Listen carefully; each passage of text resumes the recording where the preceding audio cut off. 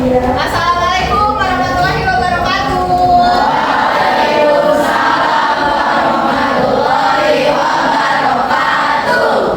Ini pelajaran IPS ya? Ya. Apa kabarnya semuanya? Baik. Oke, ibu tes semangat dulu ya. Kalian sudah tahu kan? Tepuk semangat kayak gimana? Tepuk semangat.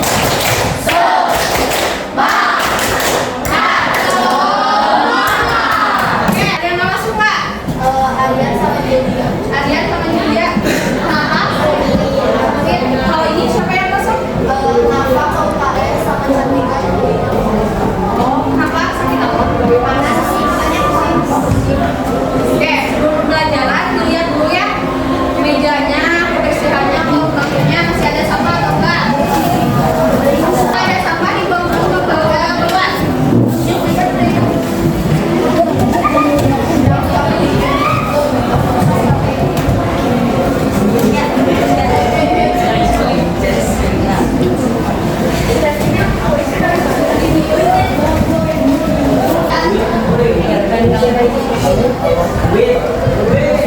Ya.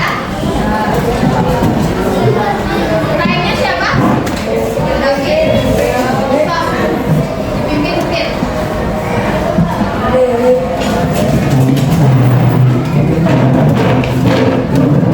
Memberi salam.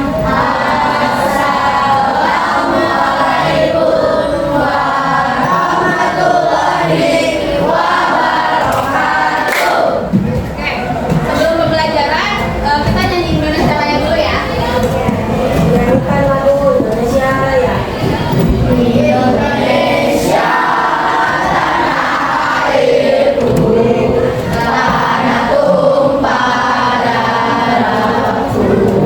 Indonesia Raya, merdeka, merdeka, hiduplah Indonesia Raya.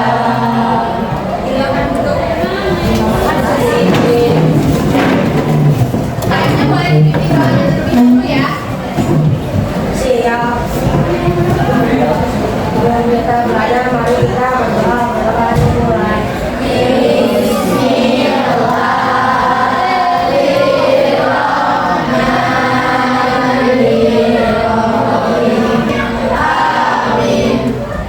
Baik, sebelum mulai pembelajaran, Ibu tadi udah kirim WhatsApp ya, di grup WhatsApp itu ada polling. Nah, pollingnya bisa diisi terlebih dahulu, boleh handphonenya dikeluarin. Kita punya waktu senggang, kira-kira kalian mau pergi kemana sih? Belanda, ada apa di Belanda? Portugis. Halo Bu. Udah diisi semuanya? Oke, sebelum mulai pembelajaran handphonenya dikumpulin dulu ya. Diestafetin. Ya. Barisan sini diestafetin. Barisan 3 udah. Barisan 4 diestafetin. Handphonenya diestafet.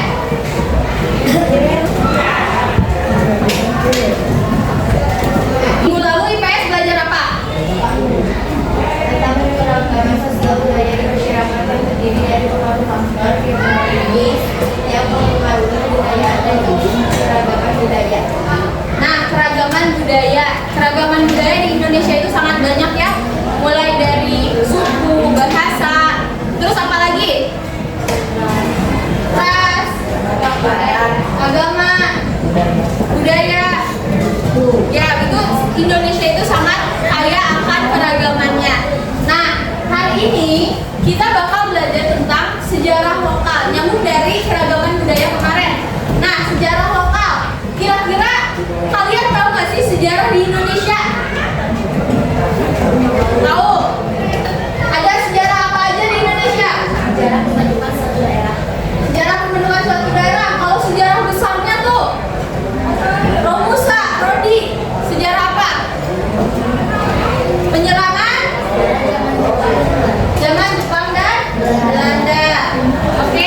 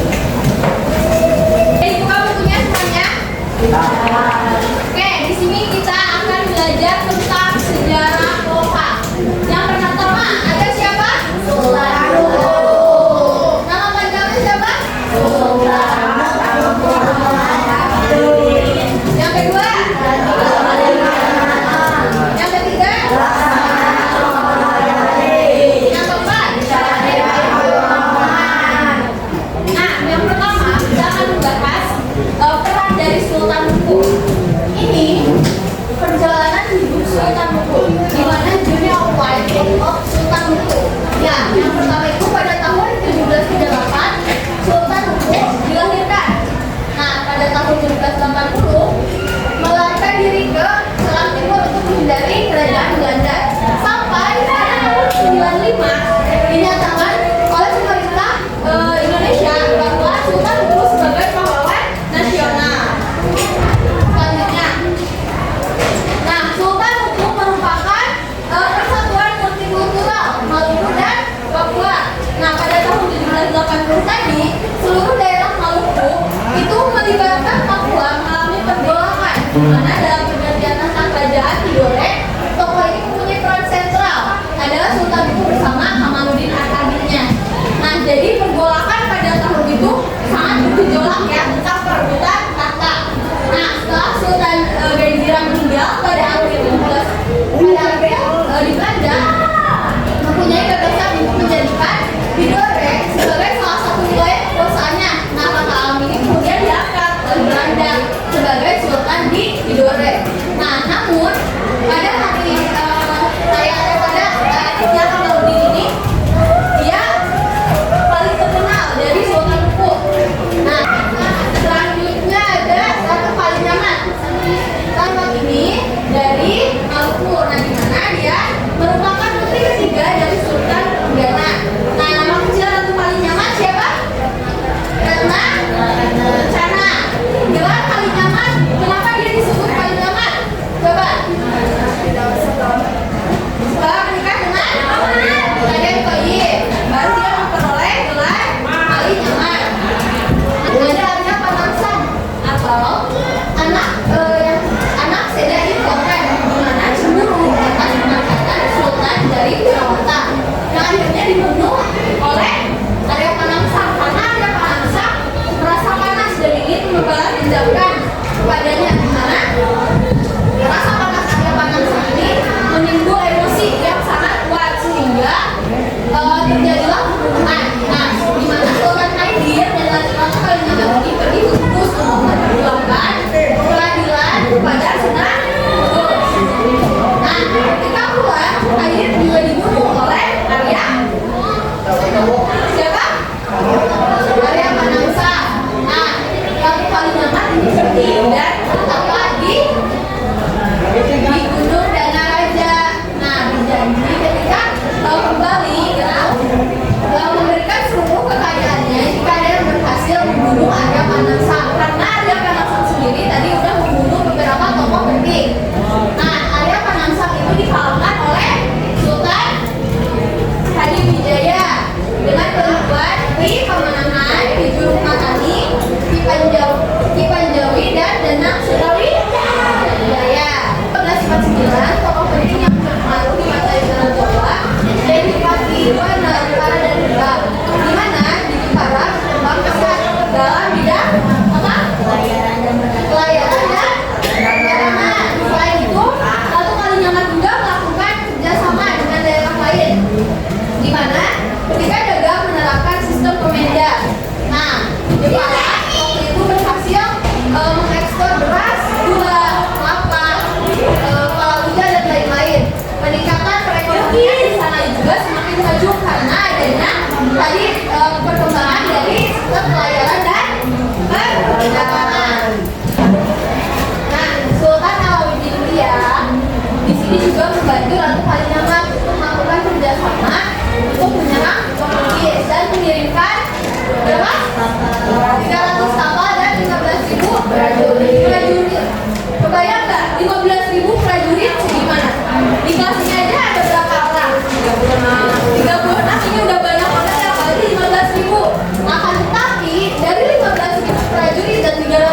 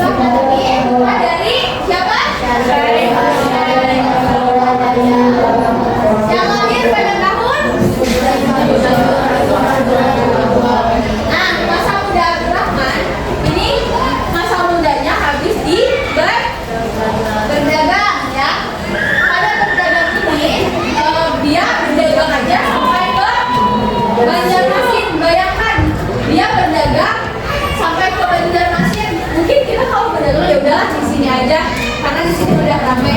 Karena ketekunannya beliau dia berdagang sampai ke Banjarmasin dan sampai menikahi ratu yang namanya Sri Ano. Pusat perdagangan itu didirikan sengaja dari membangun beberapa hutan untuk mendirikan pemukiman menjadi pusat perdagangan.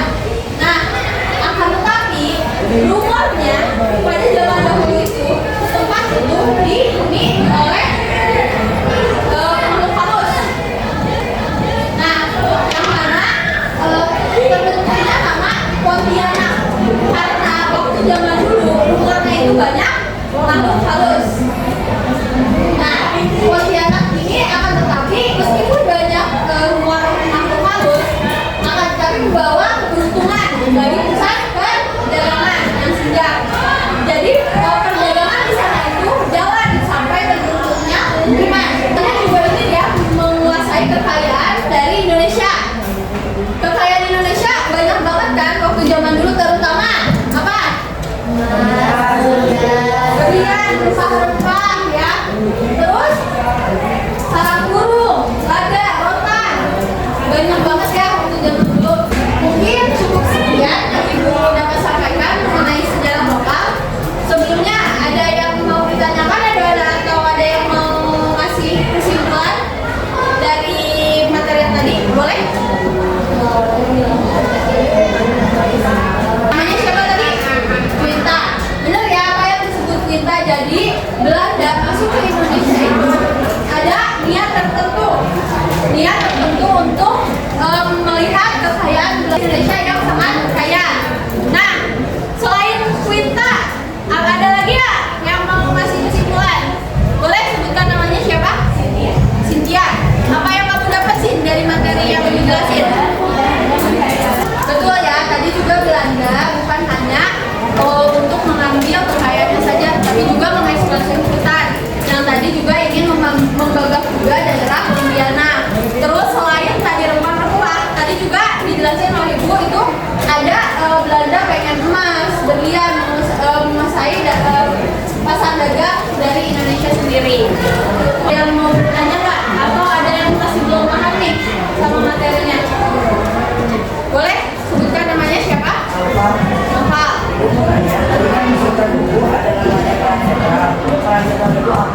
Peran sentral itu apa? Ada yang ngerti nggak tadi? Boleh. Siapa namanya? Fatima.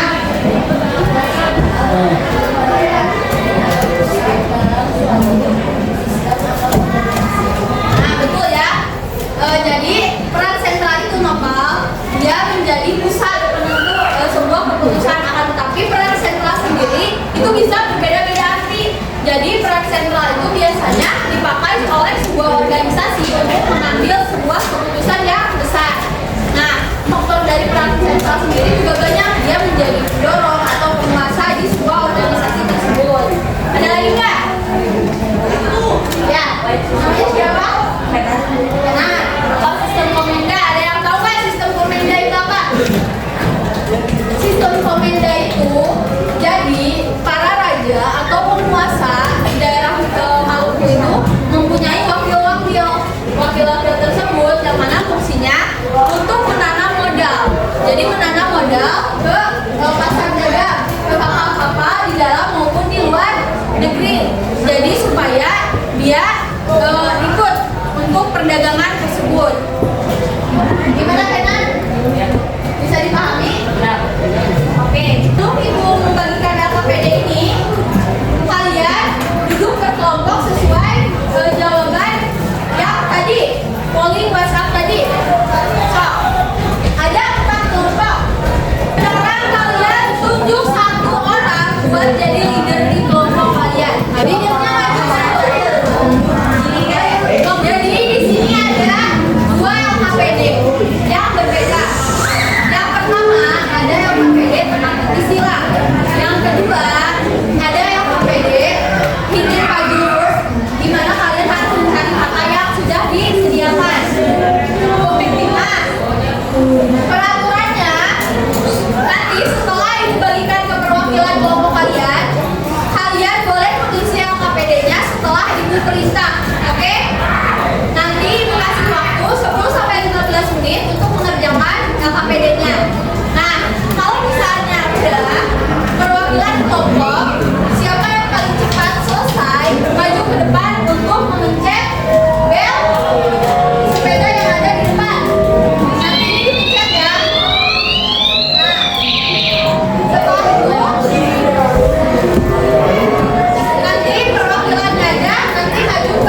Depan, cek, bel, tuh. Dapat dipahami? Ada yang mau ditanyakan dulu nggak? Oke, ibu bagiin ya. Kelompok 1, kelompok 2, kelompok 3, kelompok 4. Nah, sekarang kalian duduk ke kelompoknya masing-masing. Satu, aman.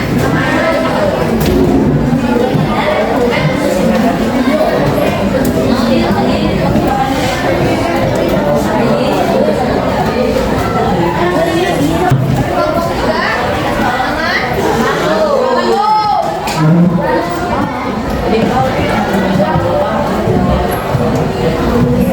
Nama kelompok sama kelasnya jangan lupa ditulis ya.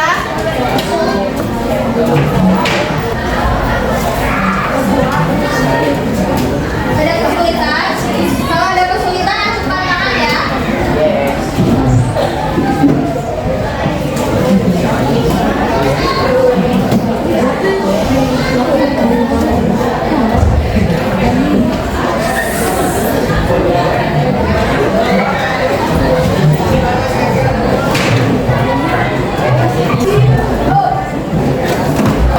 Kelompok 2 aman ya. Ada yang mau bertanya? Kenapa?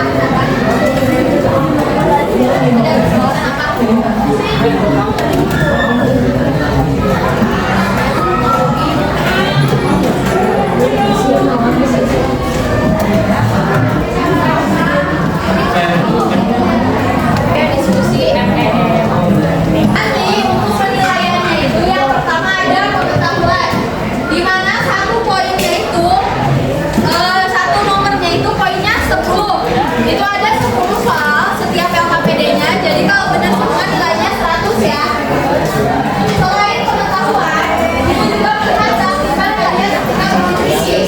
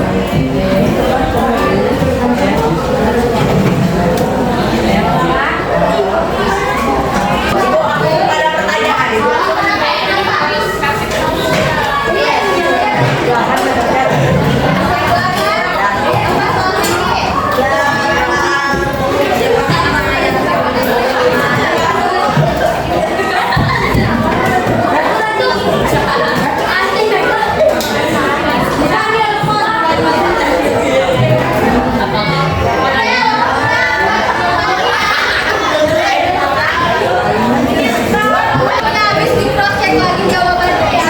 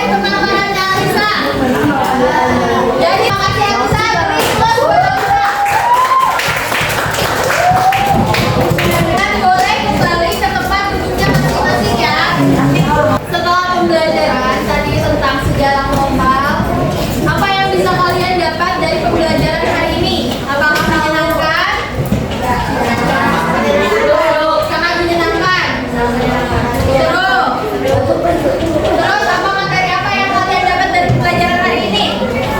Sejarah Roma. Tokohnya ada siapa aja?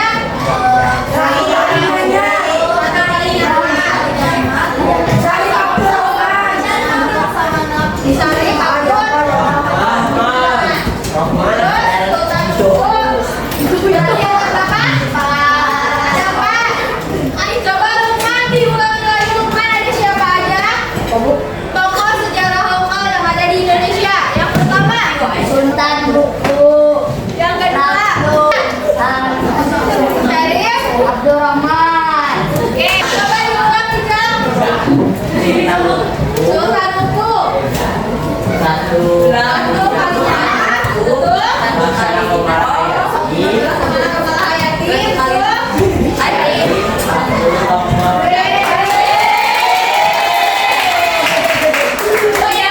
Tokoh yang aktif dalam maritim dan perdagangan siapa? Ratu Kalijaga, benar. Siapa yang membelah hutan untuk menjadikan penduduk perdagangan Pontianak,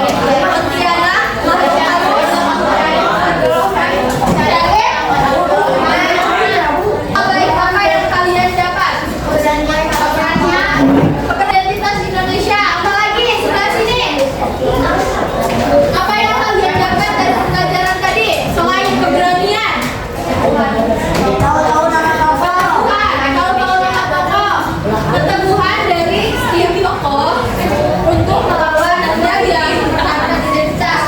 Pada masa sejarah dahulu dan sekarang itu masih berkaitan. Kaitannya di mana, Rekan?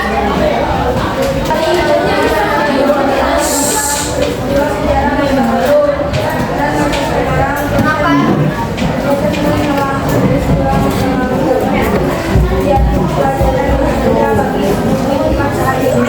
Nah, kenapa proses menelaah masa lalu menjadi pelajaran berharga pada masa saat itu?